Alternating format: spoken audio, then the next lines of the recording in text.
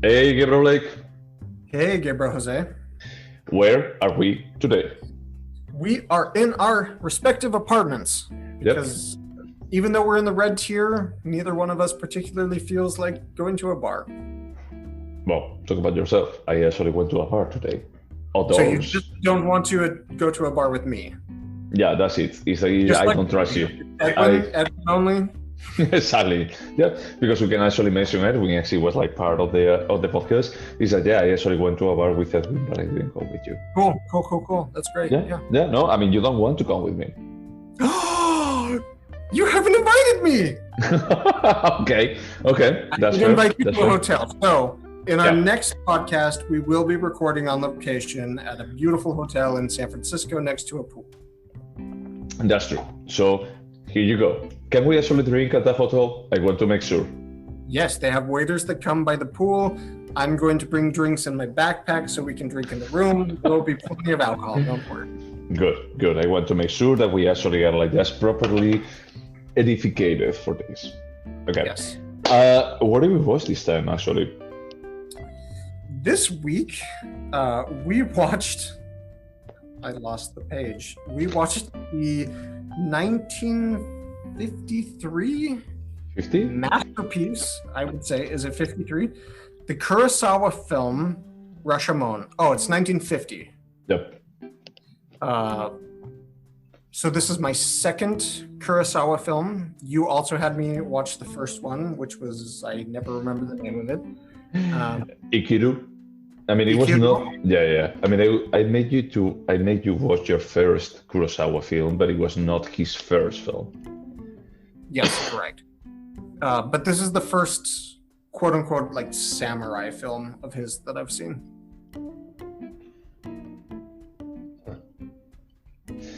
So I think that this was my pick. It was your pick. Yeah, Absolutely. there was my pick. I actually was thinking about their Conrads and Ladies No Blood. And I was thinking, is okay, I would like to combine quote unquote both of them. Is that from the perspective that they're black and white, Japanese, fourth, third aspect ratio. And also, for a while, we were looking at some movies from the perspective of how good the script was. And this movie, I watched it the last time, probably 5 years ago. And I really like it a lot. But the first time that I watched it, it was 15, 20 years ago, and I was mind blown. I was like, wow, the script is doing something that if you think about like 1950s, it's pretty, not really avant-garde, but it's like there were not so many people that they were like playing with the idea of an unreliable narrator and just depicting it on the screen. So it really impacted me, and it actually just built up my curiosity about like what else Kurosawa did. And this film has been called by a big number of people as one of the greatest films that's ever been created. I hadn't seen it before, so I was very interested in seeing both another film by Kurosawa, but also this film that has this import from Yep. film-loving, society. So, what is this movie about? Okay, so this film opens up on a woodcutter and a priest that are sitting in the Rashomon city gate to stay dry in a downpour. And it becomes very clear that the woodcutter has witnessed or came upon a crime scene 3 days before where a woman... You're going to have to help me with the details. He finds a woman's hat and finds a samurai murdered. Right? Well, yeah. They don't find the woman initially. No. And the woodcutter reports the murder to the local authorities. And there's a trial, except it's like the most minimal version of a trial ever. It just shows the face of the witness while they recount what they experienced 3 days ago. So the woodcutter goes into what he saw. And there is a rape of the wife and eventually the murder of the samurai. But then who goes second? The second one. So first, the first version that we hear is from Tayo the thief. No. That's third. No, First is the woodcutter. He no, said, no. The woodcutter comes at the end. From the perspective that at the beginning, what he says is that I only found the corpse. I didn't see anything else. And then they start narrating the trial. Yeah, 100% sure of this. They start narrating the trial, and they start with Tayo. Sorry, they start with oh yeah, I found the corpse there. Then they actually talk about the priest, and then they talk about Tayo, the thief. Then they talk the wife. They talk with the spoiler alert, the medium talking like the husband, and then when they say that none of these stories make sense, they don't actually just converge to something, is when the woodcutter says well, actually, I didn't only find the corpse, I actually saw everything that happened. And then he says the fourth version. but he was also the first version. His lie was the first version. His lie was about because he was walking on the forest and he was saying that, oh yeah, I found the corpse. He's and he actually got away. He was I didn't want to get involved, so I just stay away, and I didn't say that I saw everything. But can we trust him? Spoiler alert again. The answer is no. But it doesn't really matter. What we come to understand is that a rape has occurred and a death has occurred. The rape of the woman and the death of the husband. And we hear the quote unquote truth from many different people's perspectives, as you said, from the deceased point of view, through a psychic, to the wife, to the bandit, to the woodcutter. Yep. We see it repeated many, many, many times, and each person, a lie is probably accurate, but they embellish the truth. They embellish things about themselves to make them seem stronger or more proficient. And ultimately, what we see, and we do find out exactly what happened at the very end of the film, but the film examines very carefully that truth is subjective in a way, and that people have very different motivations for saying their opinions or how they feel about an event. And I think ultimately that's what makes this film interesting, is that it does examine truth in a way and how it applies to each individual and how that changes for each individual. Yeah, and you're absolutely right. That's one of the interesting things.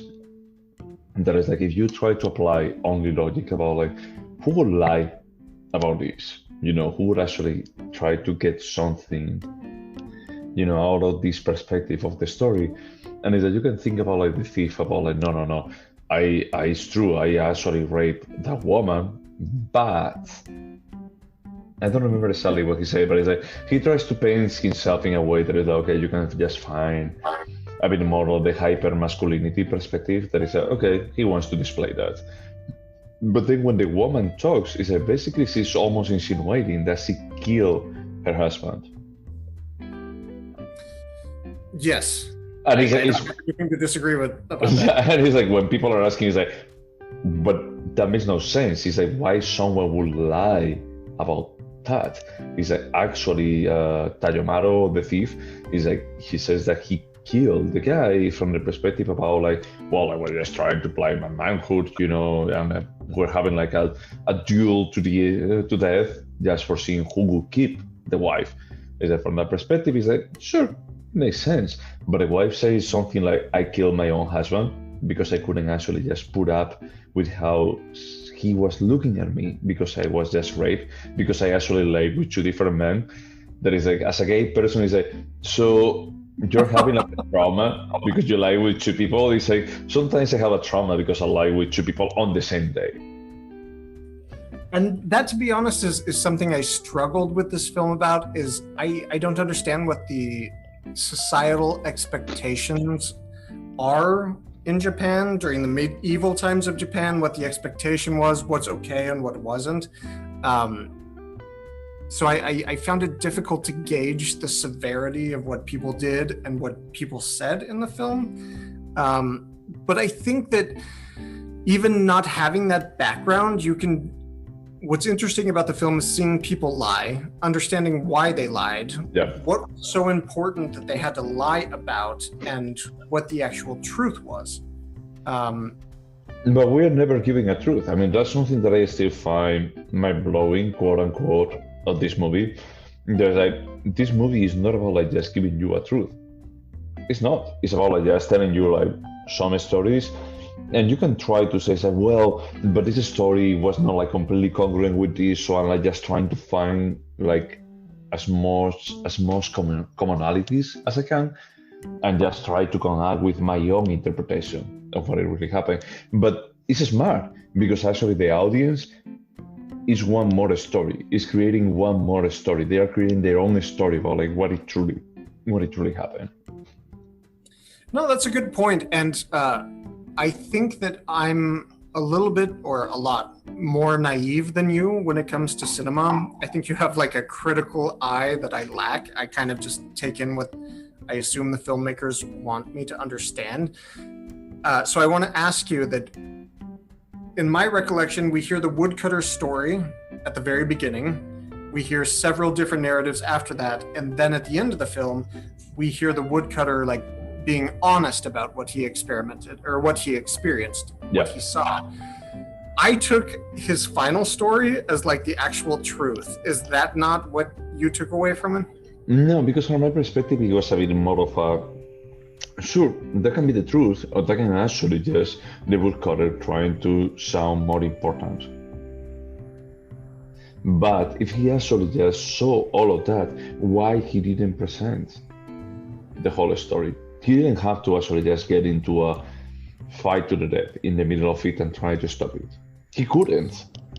But in my opinion, so the murder of the samurai came from a dagger that was extremely valuable. And all of the people who told the story of the murder, they all said, oh, we don't know what happened with the knife. At the very end, when the woodcutter kind of tells his truth, it becomes clear that he is the one that took the knife from the samurai so that he could feed his many children. And then again, we're expected to like see the shift in truth. But what was the truth? I don't know. That's the thing. That's the interesting part. It's like there are like some situations that you don't know. You know, it's like it's sometimes you cannot really say which part was absolutely the truth. And the funny thing that I have forgotten about this movie is that they actually agreed without question in a very important part, that is that he can lure away the husband from the wife without like hurting him or anything. There's like basically he lied to the husband and the husband goes away with him. Then it also just speaks a bit more like weird about the husband. Oh yeah, there are like some ruins there. Is that, do you want to just ransack them with me? He's like, sure, let's do it. I will leave my wife here. The completely helpless wife on top of a horse. Yeah. He was walking through the forest. Yeah. Yeah. So the part is like, okay, let's not wonder about it. Is that the only thing that we care is about like what happens after this thief takes advantage of this woman. How this guy, what are the events from this point to the death of the husband? That's the only part that we care. Now, at the end, it's a bit more of a, I would say, like a insightful look into who, as human beings, are these characters, are these three characters that are involved. Is that the wife, is like how she's going to be like reacting to something that is like extremely traumatic.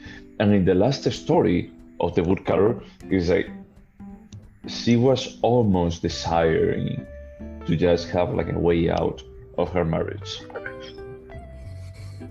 And that's one aspect of the film that I found the most interesting, because there are reasons that we lie, and there's the way that we perceive reality.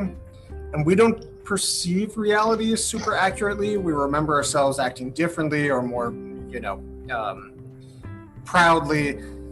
And all of these characters did a combination of both, where they lied to protect their weaker selves, but they also lied because their perception of reality is very different than what actually happened.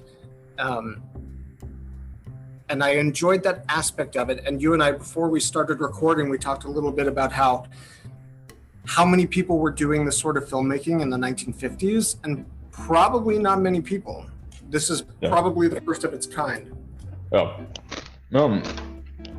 I think that is like, if you think about like the resources that Kurosawa uses on this movie, there is nothing groundbreaking on the filmmaking perspective. But when you actually think about like the script per se, I think that is pretty avant-garde for being 1950. You know, when you think about like just other movies like that they were made in America or in Europe in 1950, it's like, this is pretty interesting. I would agree with that completely. And that brings up an interesting question. Just because it was the first time it was done doesn't mean it's the best time it was done. How do you feel like this holds up over time? I was expecting that question, you know, and it's like the first time that I saw it, it's like I felt this is mind-blowing that it was made in the 50s. And every single subsequent time that I watched this movie, I always feel the same way. That is like, this is mind-blowing from the 50s. When I think about like if someone were to make a movie, you know, that just changing some of the dialogue. So for example, like I had feeling that the dialogue of the priest is a bit aged. It's a bit more like, this doesn't have the same weight. You have to just change it a bit. And I feel like if this movie were to be made by nowadays standards, you have what is that movie from John Cusack?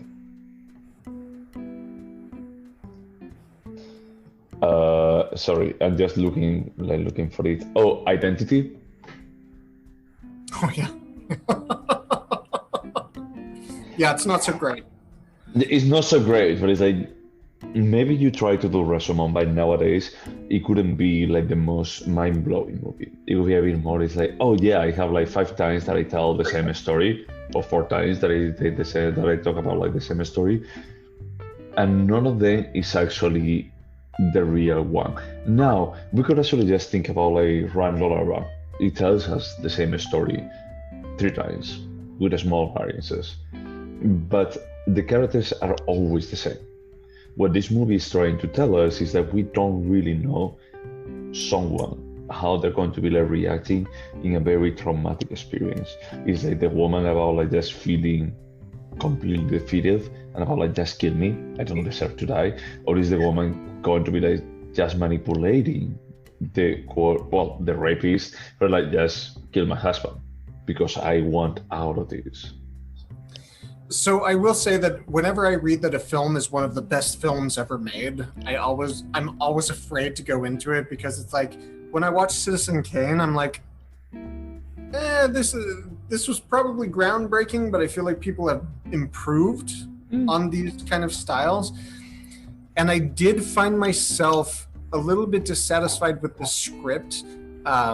In one of the narratives where we watched, the rape and the murder again, the wife is super belligerent and she begs the bandit to kill her husband so that, she tells both of them, neither of them are real men because real men fight over their loves. And she laughs hysterically for 6 or 7 minutes. And I was like, nothing about this is realistic. Nothing about it is interesting. I don't understand the value that other people assign to something like this. But then I also try and appreciate it from the standpoint that certain people find this one of the best films ever created, but it's so rudimentary. It's so it's like caveman filmmaking, right? Oh, okay. That's an exaggeration. I get it. Yeah, yeah. I mean, I was agreeing mostly with you until you got to that. It's like you cannot really compare it. You actually just go back. I love, for example, like Citizen Kane, because I think that is ahead of its time. Citizen Kane, it was shot in 31? I have no idea. No, 41, sorry. Casablanca, for example, was 42. Sunset Boulevard was 50. Is that Sunset Boulevard is from the same year as Rashomon. Rashomon is a way more like intimate kind of a story, more intimate kind of a story. It's a bit more, is like we're going to be narrating a set of events with different perspectives. What I found this time that I felt like this hasn't aged that well is the melodrama associated with it. You know, like when the priest says that, I'm starting to just lose all faith in humanity. Is that seriously?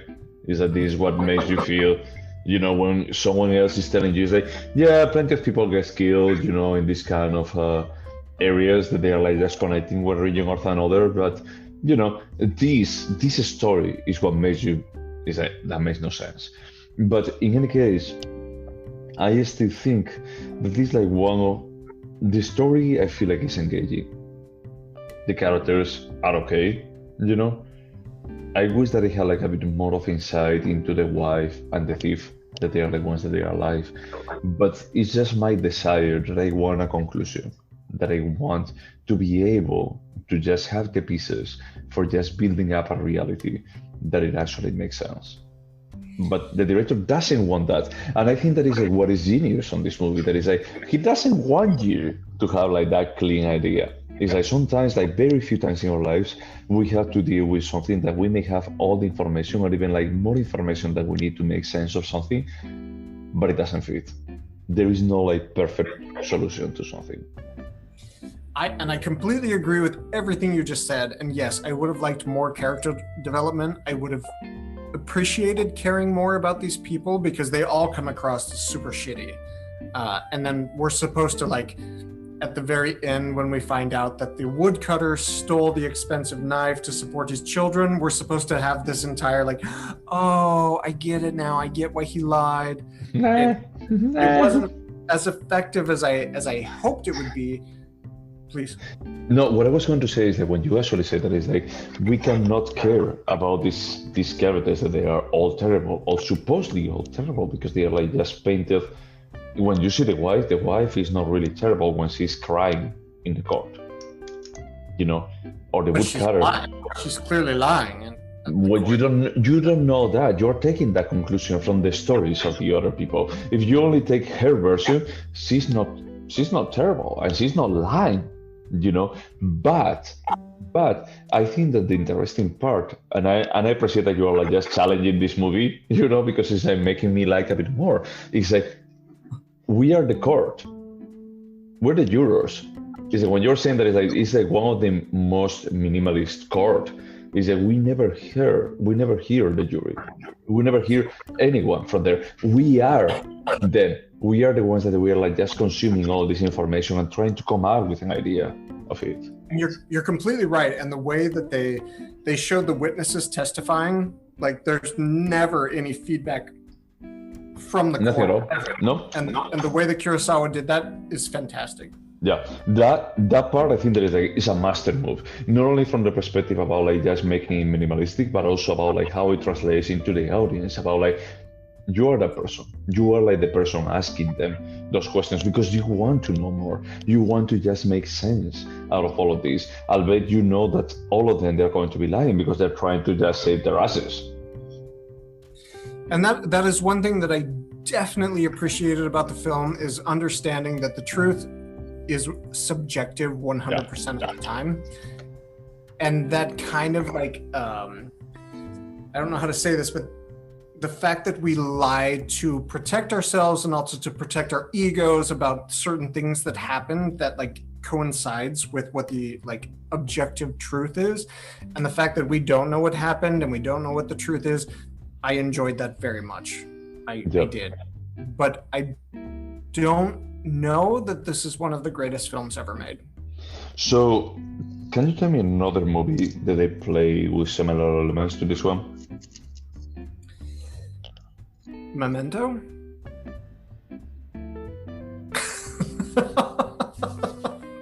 No, the answer is no, I can't. I was reading a lot about this film today, and apparently the Rashomon effect is a thing now because this is the first time a film ever, or one of the first times at least, I don't know, re-examined the same events from multiple like perspectives. Yeah.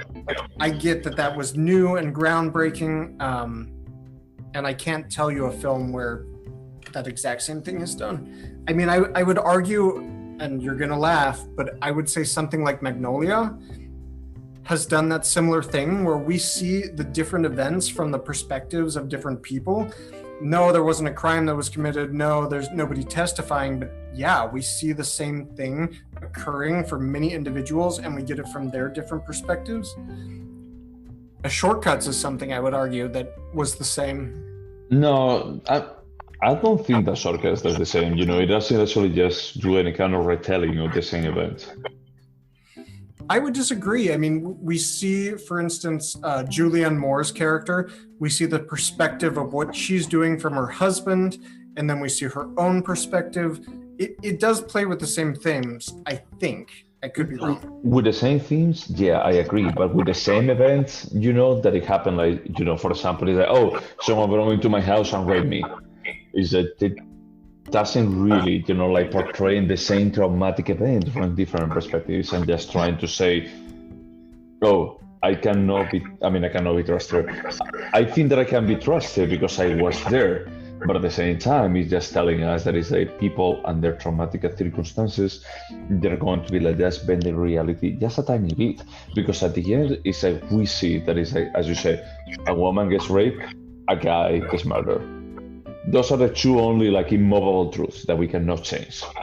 I mean, we could change the woman getting raped if we are talking about the 17th century, the 18th, 19th century, is that there's not going to be any kind of proof that we can actually present for that. But a guy getting murdered is 100% the truth. That cannot be changed.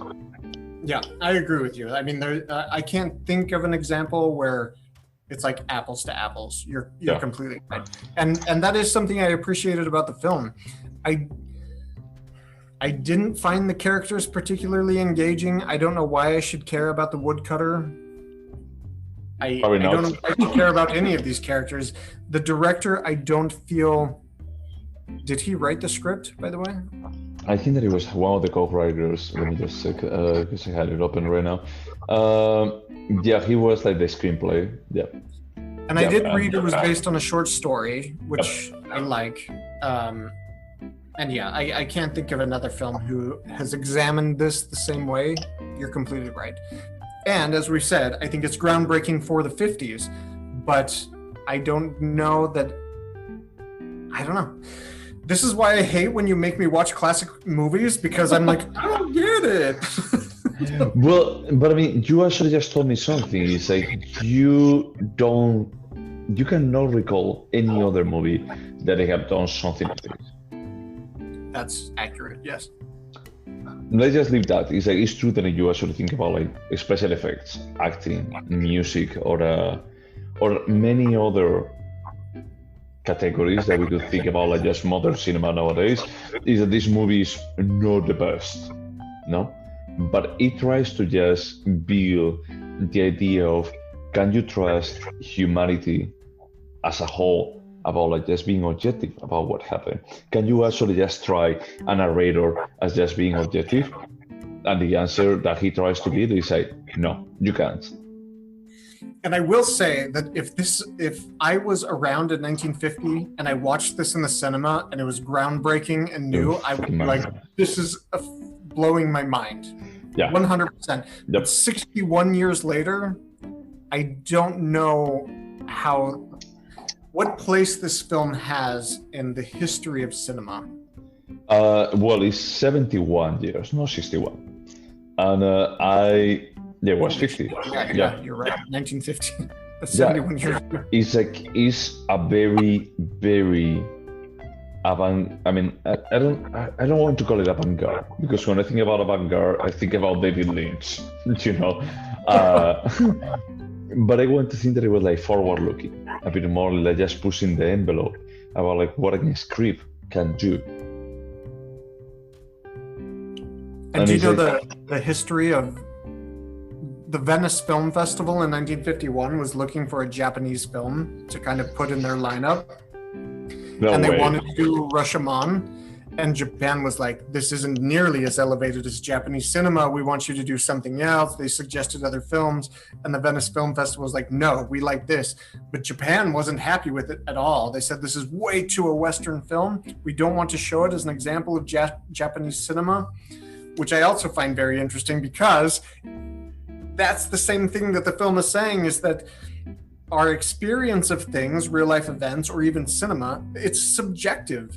And this is a film that resonated with people across the globe, and Japan didn't want it shown as an example of Japanese cinema.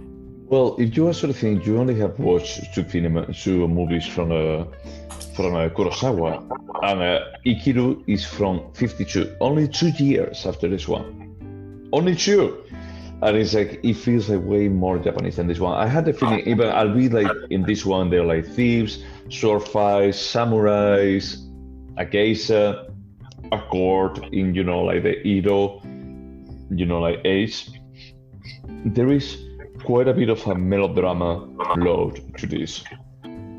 Like how the characters are depicted and how the story progresses.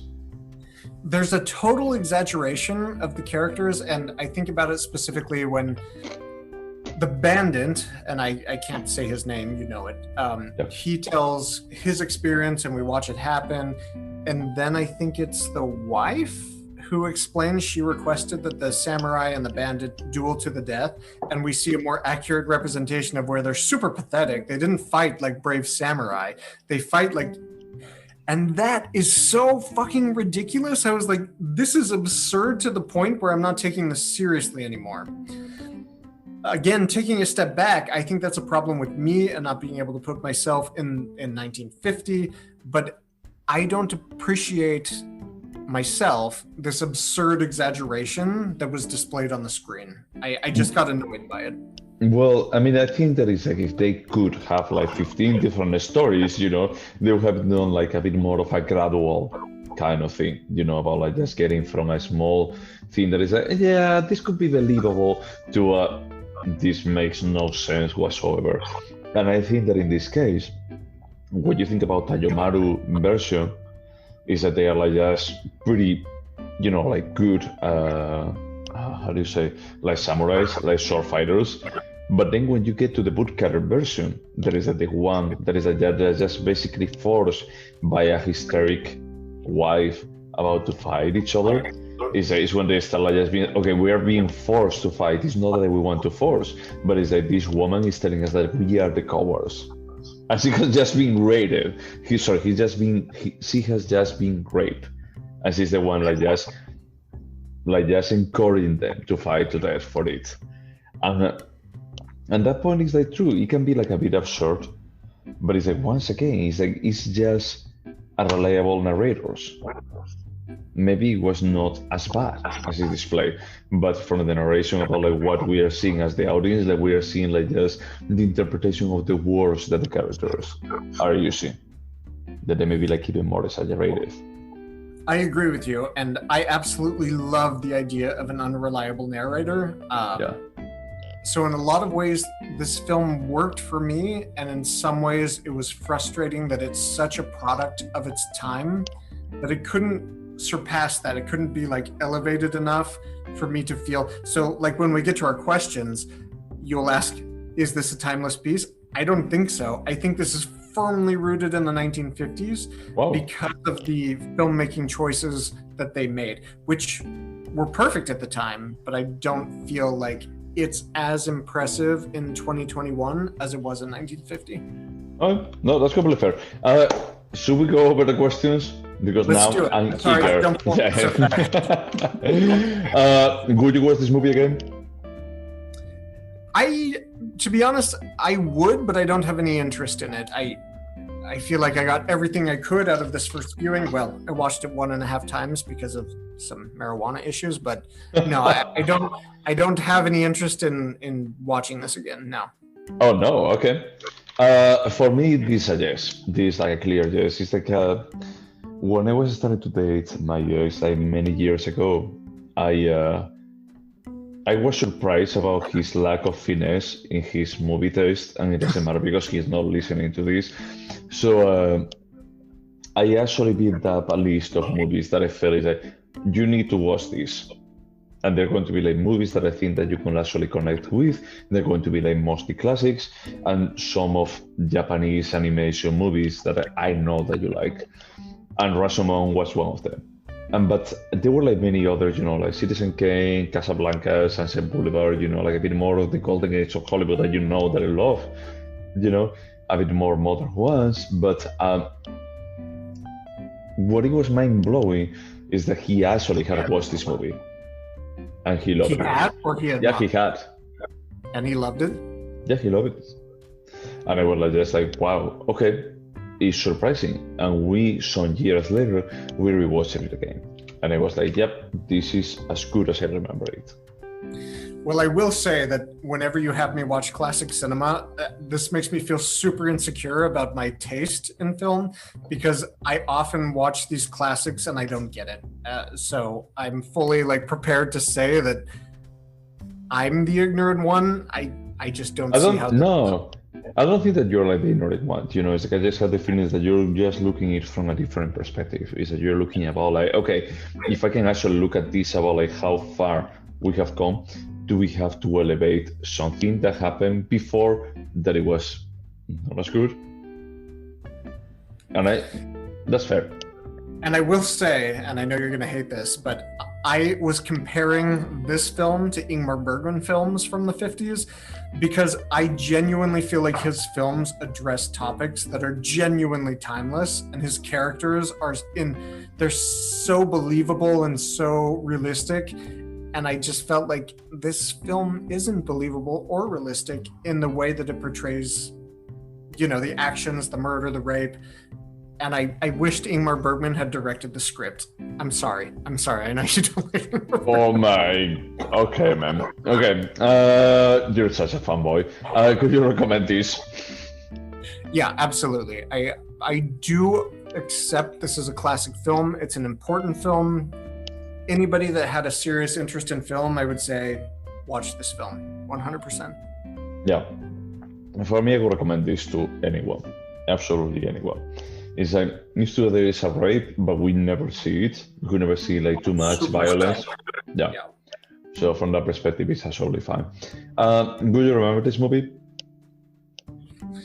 I do. I won't remember the specific details. I'll remember the narrative device of watching the whatever happened through multiple lenses 100%. But whether or not the wife requested that they fight to the death or the specifics, no, I will not. Yeah, I would say that I would remember. I mean, I already remember like most of it. I was waiting. The only thing that I didn't remember is like where the hysteric laugh of the wife came in. I thought that it was in the husband version, but no, it was in the bootkeeper. But overall, it's like I don't think that it really matters if you remember like exactly what happened in each one of the versions. What it matters is that you remember like the general thing. That is like people cannot be trusted about what happened. And it's not that they want to lie. It's not that they do it on purpose. It's a bit more about like it's our nature because it's of their objective truth. And I do love that they played with that. I think it's super brilliant. Yeah. Is there anything artistic about it? So I was reading a lot about this film today, and they mentioned something that apparently was new at the time, where he took mirrors and directed the light to his characters' faces. And I kept watching the film, and yeah, like the way he plays with light is incredible in here. I think it's super impressive. Yeah. And also the entire narrative device of examining the truth and what it means to different people. Yes, there's a lot that's artistic here.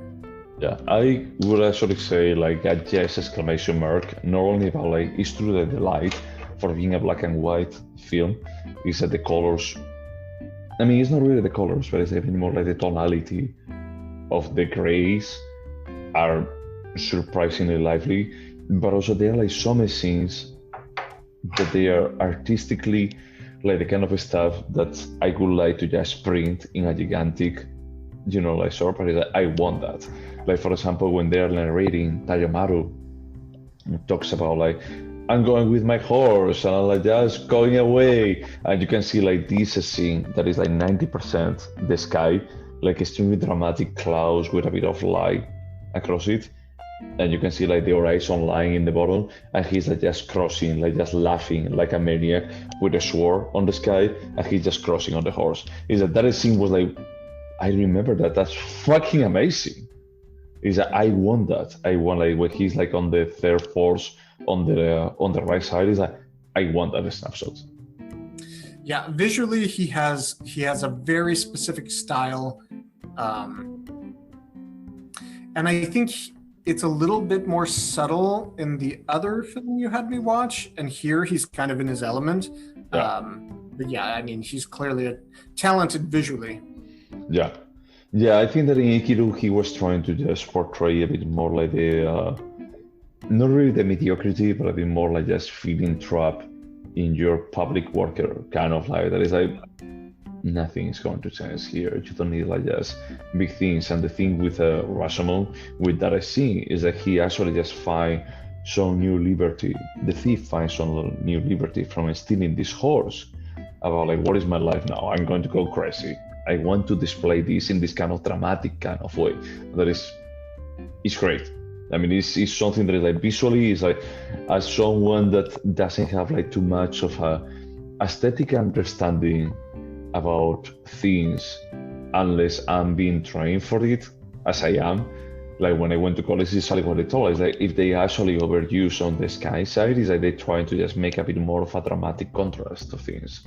Is that he actually just found someone. It's like it feels like this kind of static perspective, but you find like this guy like just moving and just having this loud voice, is that he actually just comes across as something violent, something like a bit more raw and primordial. And I found that this is amazing. It's like I don't think that is like the best scene on the movie, but it's like it's something that is going to be like remaining with me. And to build on that, I would say that despite how I felt about the characters acting in each narration of their recollection, he was able to create such distinct versions of what happened. I found it very impressive, because I feel like if a modern director would do this, it would be very like everything would be extremely similar with some minute differences. And I feel like he was able to create such distinct stories that's uncommon. Yeah. I mean, it's a bit more like he tries to refine the essence of each one of the characters. Yeah. Are they cowards? Are they like just courageous? Are they like just a bit more like self-defeaters? Are they actually just try to redefine themselves? I like that. So is this a timeless piece? Overall, I would say yes. I think there are some problems with the film that firmly root it into the storytelling styles of the 1950s. But yeah, I can see that my experience watching it today would be very similar to 40 years, 50 years in the future if I were to watch it again. Yeah, for me, it's exactly the same way. I agree with you that there are like some pieces that when you do something that it just breaks or it does something for the first time, you're going to be like just paying the price for it. And I had the feeling that is what happens here. It's like no one has done something like this, and it's not a format that is that common, you know. But do you like 12 Angry Men? I love it. Yeah, but they also like just play a bit more. Is that they never display like different perspective of what happened, but they question what happened over and over, and they try to just poke holes into a specific narration. And that one is a bit like even more minimalistic and a bit more sequential than this movie. But this one, now that you bring it up, that's a perfect example of a film that has done the same thing without showing, like, you know, in the witness's mind what actually happened, but the subjective nature of truth and what they really think happened. Yeah, and I love 12 Angry Men. I think that is one of the best movies ever created, honestly. Is I can watch that like just movie tomorrow, and I'm going to be like just adding it to the list. If it's not, that I would be like really surprised that we haven't ever talked about. Yeah. Did you see the Rashomon remake from 10 years ago? No, you told me about that one. I'm really curious about it, but I also know that it also just changed some of the perspective, some of the narration, because 12 Angry Men is a bit more of a it's not really racist, it's a bit more based on class, but the Russian you know, it's a bit more like a poor neighborhood, but it's like I know that in the Russian remake it's a bit more of a no, that's a different race, that's a people from a different country. Yeah, that's true.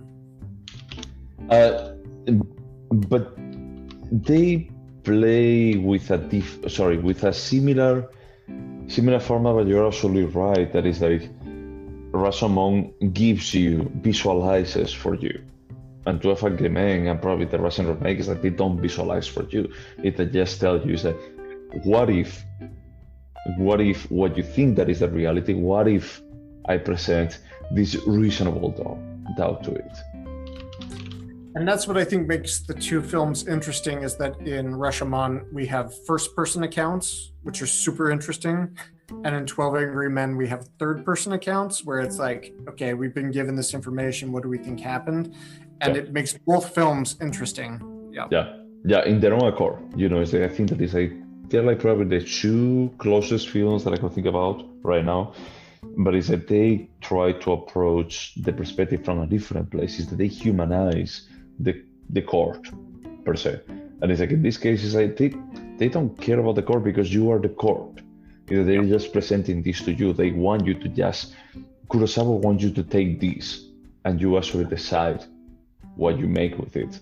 You make something with it. Judge. Yeah, and it's like and you're like part of the jury. You're like being convinced one thing and then another thing, and you're just an spectator into a agreement. In this one, is that you are just an active part. It's like, I think that we discussed about this like some time ago. That is like sometimes, or maybe I was not talking with you, but I feel like classic cinema used to try to make like a big effort about the movie doesn't end after the 90 minutes or the 120 minutes that you have watched. Is that you take it with you. You actually digest it. You actually just decide what you want to make out of it. And this is something that we lost around the 60s and 70s. I don't know if it was like because of our acquisitive power and cinema became a bit cheaper to consume. That is, it became a bit more of a, I can watch this movie and tomorrow I can go to watch another movie. But back then, and I'm not talking about like this movie only specific, but it's like it was a bit more of a, it's not something that you just watch and you just live there. It's that you take it away. It's like La Ventura, for example. That is it's not about what you watch during these 3 hours or whatever it was. It's about like what you want to make out of it. You're going to be like just living the movie, then you're going to be like just talking with whoever you watch it about, like what exactly do we take here? I would completely agree with you in that I assume Kurosawa wanted people to leave the theater to have a conversation like this. What do you think happened? Like, what is the actual truth? And there's not a lot of directors that I think do that. So that makes me actually like it a little bit more. Is your dog okay? Yeah, sorry. She heard someone approach the building, so... Oh, gotcha. It's Chihuahua. She gets very upset. Gotcha.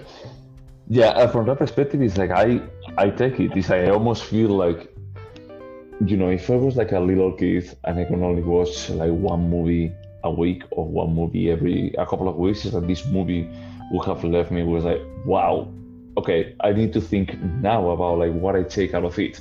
But if I were to watch The Goonies, I'd be like, yep, that was entertaining. Okay, what is tomorrow? That's the difference between people who go to the cinema to see happy or sad movies, and then there's the other people that go to experience the entire spectrum of emotions. I agree with you that this film is for the second type. Like you go because you want to think, you want to have questions asked that maybe you don't have the answers to, and this film is fantastic at that. Yeah.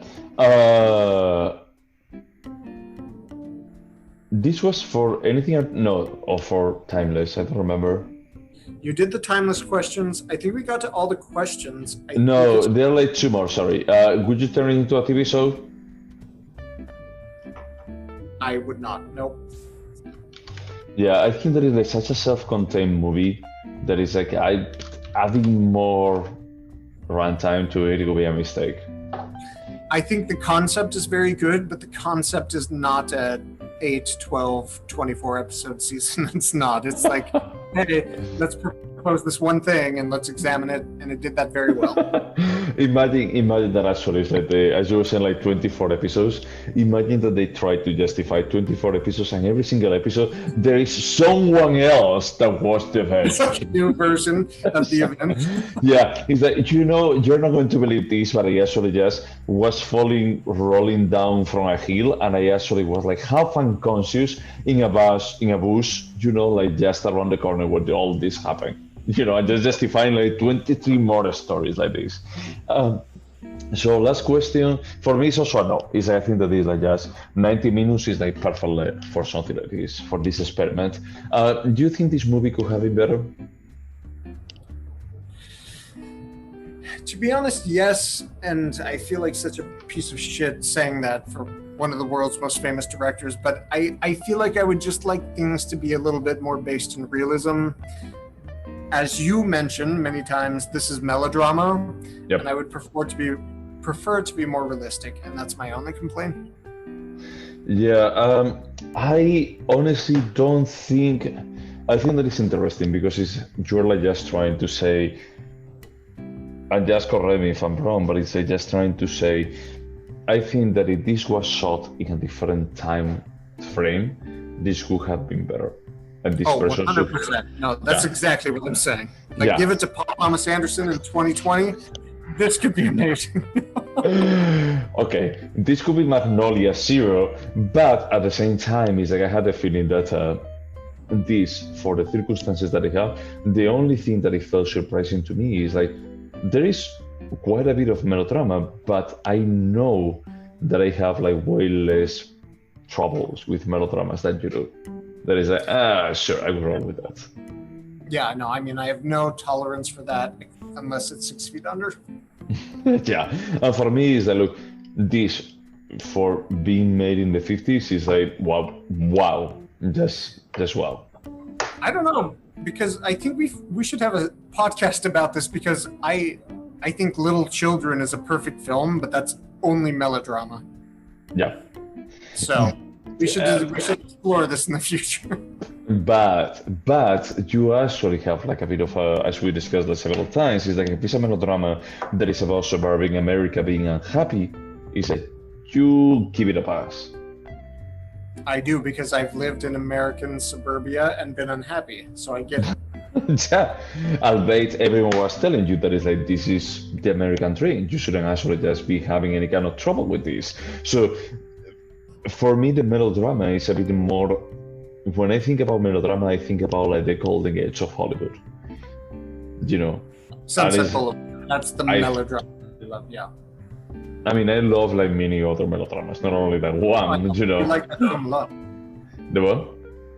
I said no. I know you have like a big spectrum of what you enjoy, but you like Sunset Boulevard, which having that woman come down the stairs and tell her she's ready for. Well, but that part is not the melodrama. I mean, the part is actually another arc is that the part that I feel is like this is a fucking melodrama. That if we had removed like these 20 minutes of the movie, I think that it would have been better. But then you could be missing the contrast of characters. Now, if it could have been, if someone were to do Sunset Boulevard nowadays instead of in the 1942, it could have a different kind of flavor to it. Yeah, and I think that with Rashomon that would be the same thing. It's like it would be like more subtle probably about like how the melodrama actually just plays into it. Because the baby at the end, for example, I just feel like, what is the point? Is that you're trying to tell me is that there is still hope for human race? The ending was super weak. I mean, I don't hold it against the film, because I think the big impressive thing was the examination of truth and its subjectivity, but the ending here was not good. But I want to ask you, based on everything you just said, do you think that Rashomon could be directed by a modern day director better? I don't think so. I mean, the thing is, it's a weird movie. It's a one-off movie. And it actually is a one-off movie that is still engaging for 90 minutes about like what it tries to do. There are not so many other directors that they try to do that, or at all, So from that perspective, it's like if I had to say, is that okay, I have a studio, and someone tells me that, hey, we need to make a remake of Rashomon, I would be saying, who could make who do I know that could actually make this as a Gaspar Noé. series?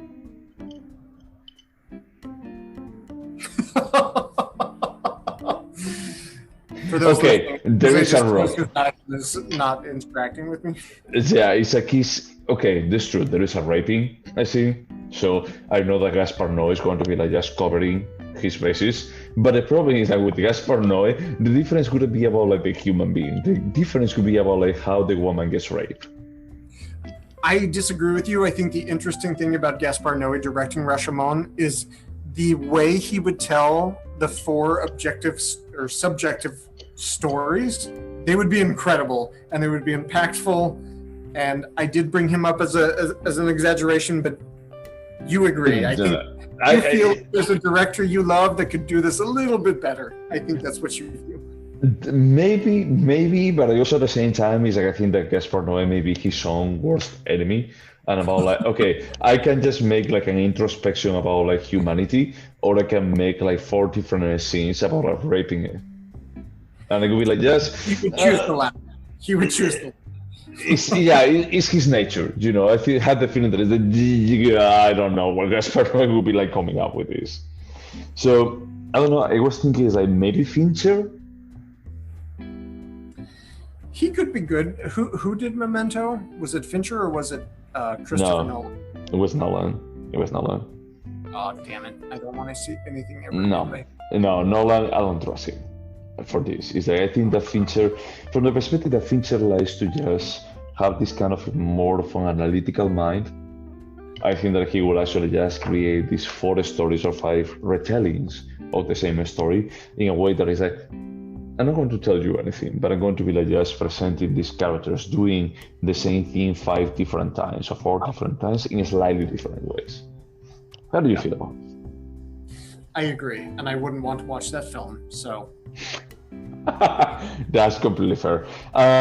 So, should we score this? We should.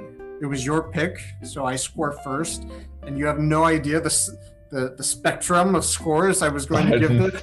I finally landed on a 7.5. I think this is better than an average film. It's much better, but I do think there are aspects of it that firmly root it in the 1950s, and I wish it was a little bit elevated. Okay. Yeah, for me, my score is 8.5.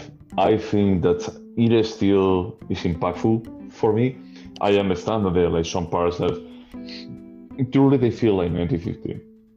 He cannot change that. I mean, no one can change that, you know, unless you do a remake and then it actually just change what it was. But there are like some. Ingmar Bergman has films that are 100% timeless from these exact same years. I'm not going to fall in your trap. Like, I'm not going to fall in your trap. But it's a movie that is, I actually, after watching it, I went back because I still have like the list of movies that I recommended to my ex about like, let's watch this together. And I felt like I still stand by this list. It's like this list is something that defines the cinema to me. And it's that this movie still defines cinema to me. It's like if you actually, it's not, there are going to be like other movies, but I had to just create like a list of 100 movies to watch. This movie will be there. And I do admit that I have a blind spot to these sorts of films that were the first of their kind, and they are important, but you know me, I like the emotional drama of modern cinema, so this is a blind spot for me. No, I mean, this is totally fine. So what are we watching next time? So the next episode will be not the special. No, don't say about the special. We never announced the special. Oh, okay. Okay, so the next film we will watch is the Fellini film La Dolce Vita. We've both seen it before, we both love it, and we're both interested in experiencing it again. I am really looking forward because it has been like almost as long since the first time that I watched Rashomon, so I'm curious to watch it again. Oh, wow. Yeah. Anything else to say about Rashomon? No, thank you. And thank you to everyone that is listening to us. I'm still surprised that you guys are not going out and enjoying your life, but thank you so much for listening. And wash your hands. Bye.